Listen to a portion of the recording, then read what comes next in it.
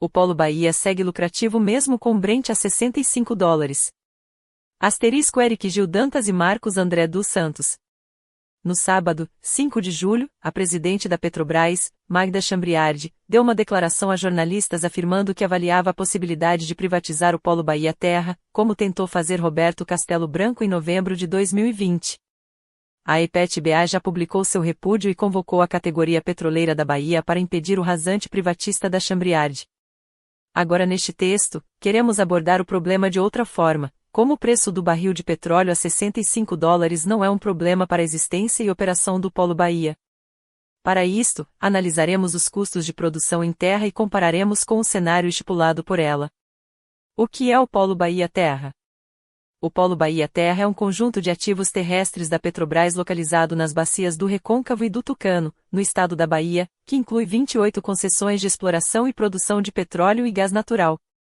Além dos campos de produção, como Araçás, Buracica, Taquipe, entre outros, o polo abrange uma ampla infraestrutura operacional integrada, composta por 19 estações coletoras, 12 pontos de coleta, estações de tratamento de óleo, estações de compressão, estações de injeção de água e laboratórios técnicos.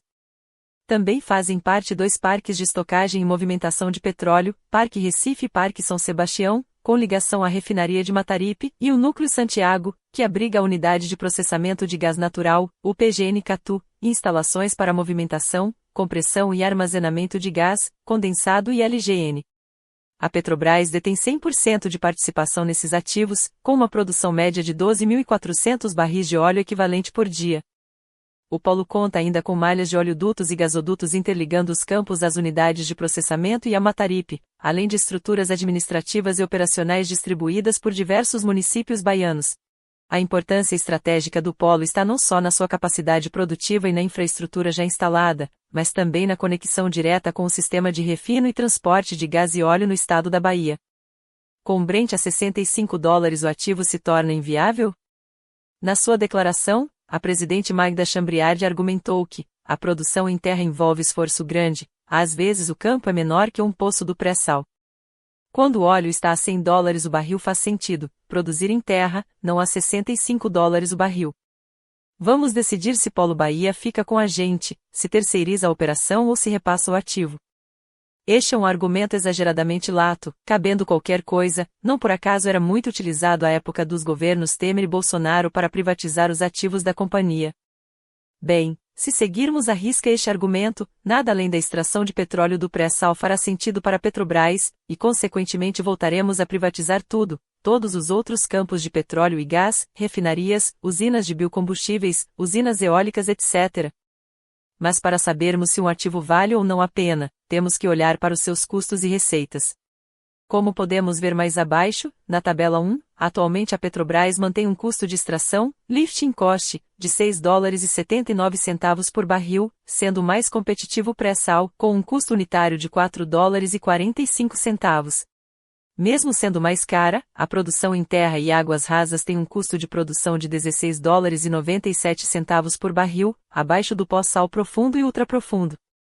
Tabela 1, Lifting Cost da Petrobras para o primeiro trimestre de 2025, US Cifrão Boi.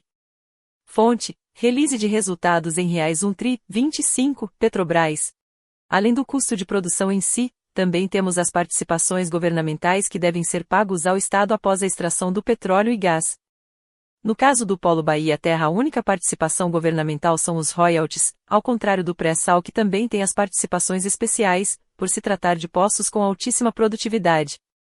Ou seja, a Petrobras deve pagar 10% do preço do barril vendido a título de compensação. Façamos o cálculo, $16,97 mais US Cifrão 6,5, 10% de um barril a $65, igual $23,47. Sendo assim, há uma margem operacional antes de depreciação, impostos e despesas administrativas de $41,53 por barril, $65, $23,47. Se considerarmos mais $15 de depreciação, depressão e amortização e outros, último dado disponibilizado pela Petrobras, referente a 2023, teremos uma margem operacional de $26,53 por barril, isto é, 41% do valor de um barril a $65. No primeiro trimestre de 2025, esta mesma margem foi efetivamente de $40,59 para o caso geral da Petrobras, o que daria 54% de margem operacional em relação ao preço médio de venda do trimestre, $75. Ou seja, não há nenhuma indicação de que uma margem operacional de $26,53 por barril seja impraticável, muito pelo contrário. É um lucro operacional de 41%.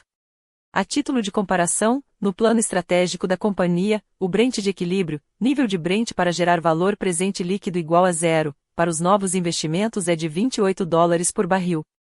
Ainda mais, temos um momento muito instável no setor de petróleo e gás. Quando escrevemos esse texto, Brent está sendo negociado a $70,34. O cenário geopolítico levou o Departamento de Energia dos Estados Unidos a elevar a previsão para o preço do Brent este ano, de $66 para $69. Vender ativos para distribuir mais dividendos? A venda de ativos da Petrobras não serviu para outra razão que não engordar os dividendos pagos aos acionistas, contribuindo inclusive para que os dividendos fossem superiores ao lucro líquido da companhia. Em 2022, por exemplo, a Petrobras recebeu $4,8 bilhões, R$ 25 bilhões, por desinvestimentos, que foram parar diretamente nos $37,7 bilhões de dividendos distribuídos, R$ 195 bilhões. A companhia não tem necessidade de financiar nenhum novo investimento a partir de venda de ativos, como já está definido no plano estratégico, onde toda a fonte de financiamento vem da geração operacional de caixa. Petrobras, uma empresa para o Brasil. Não se trata de caridade, mas de negócio. A comparação esdrúxula com o pré-sal não tem sentido técnico nem econômico, já que levada às últimas consequências a Petrobras teria de se desfazer de todos os demais ativos.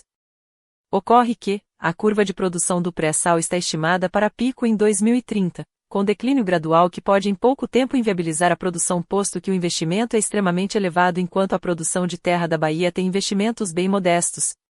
Ao fim e ao cabo não se trata de saber se a Petrobras vai operar no vermelho, com pouco ou muito lucro nas áreas onshore, mas se as áreas de produção, todas elas, são ativos estratégicos para a soberania energética nacional.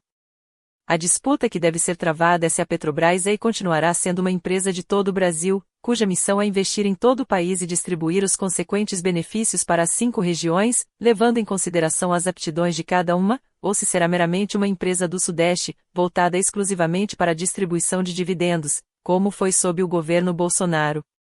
A Petrobras mudou sim, mas para os baianos ainda há muito a reconstruir. Eric Gil Dantas é economista do IBEPS e da IPET-BA e Marcos André dos Santos, presidente da IPET-BA.